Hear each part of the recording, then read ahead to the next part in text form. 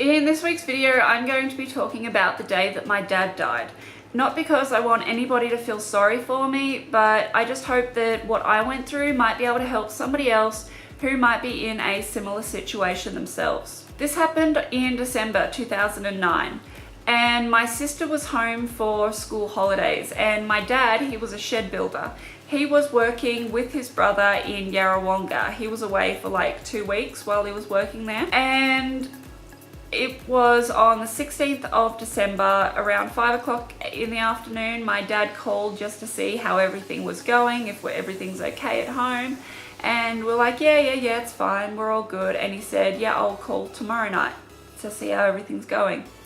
So that night went okay, and then the next morning, my uncle knocked on our door, and that was strange because my uncle lived about 45 minutes outside of where we lived, and he didn't really come around for social visits that often. So we're like, oh, hey, what's going on?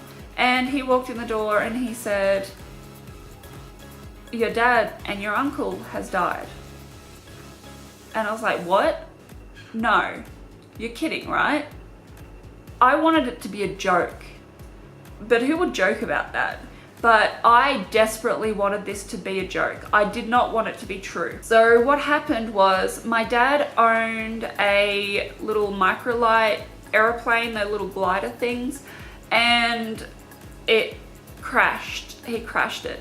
So around 6 o'clock that afternoon, about an hour after he had called us, him and his brother left the Yarrawonga airport to go for a fly around Yarrawonga and hopefully to return around 9 o'clock that night, and they never turned up. They found Dad's airplane in pieces, all burnt up, outside of Yarrawonga in a paddock. And we didn't know until about 3 or 4 weeks after he had died exactly what the cause of death was.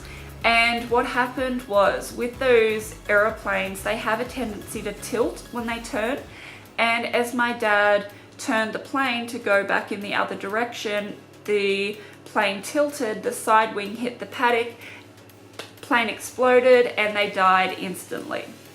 And it was slightly reassuring to me to know that he didn't suffer, which is, he's dead, but I know that he didn't suffer. I know that he didn't have a long-term illness that he was suffering and he was in pain. I know that it was instant, which is stupid to feel reassured about. So after my uncle had came and informed us of this, the next few days, the next week or so, was a complete blur of everything that happened just mushing into one. And a week after this happened, we had the funeral, and this was in Tottenham. I was living with my dad in Manildra, and Tottenham was about 3 hours away. And my dad and his brother and his whole family basically are originally from Tottenham. So that was where the funeral was held, and that was where they were buried. And the funeral was,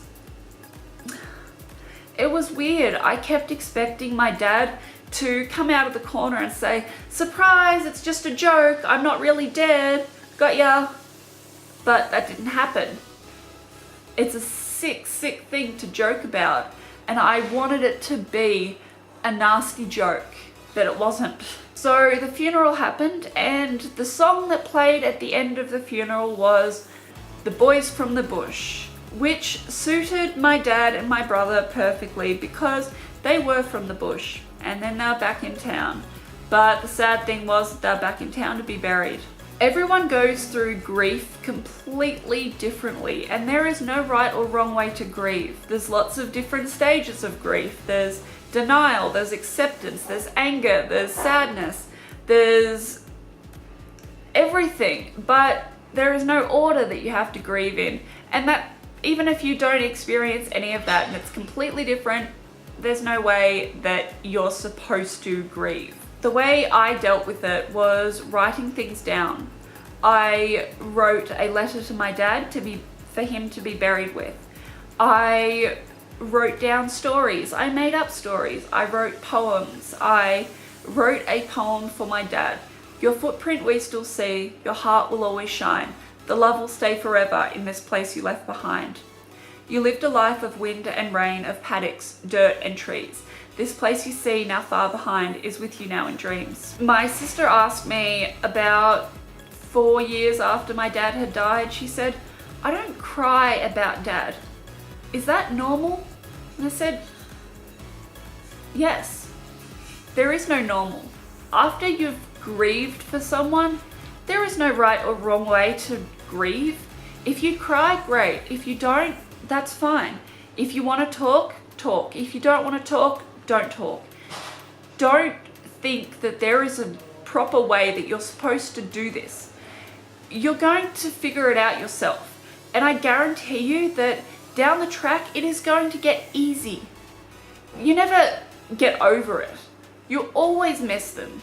You always think about them. But it gets easier. I promise you this. Just remember everything that you loved about them. Remember all the funny things.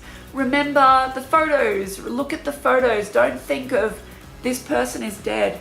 Think of, oh, that's dad. That's a funny photo. I have a bajillion funny photos of my dad because if I ever took a photo of him and said, Dad, smile, this was what I would get. I would get a goofy face. I would get goofy dad. My dad was a goofball. He was funny. He was always smiling. He was always happy.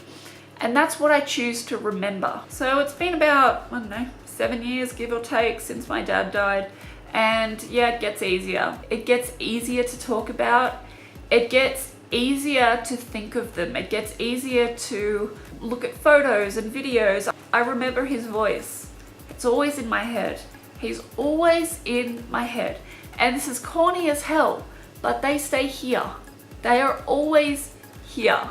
They're always in your heart. They always will be remembered. They never get forgotten. Now that I've rambled on for long enough, I hope you have liked my story, and please don't feel sorry for me. That's not what I'm looking for. I'm looking to help people. You're more than welcome to comment, ask questions, ask me anything you please. Honestly, I am not offended by anything that you have to ask me. If you or someone you know is going through a similar situation, I hope that this has helped you, and I'm more than happy to talk to you. If you want to send me a message on Instagram. I will talk to you. I am more than happy to help in any way I can. Thank you so much for watching. I love you all, and I'll see you next week. Bye.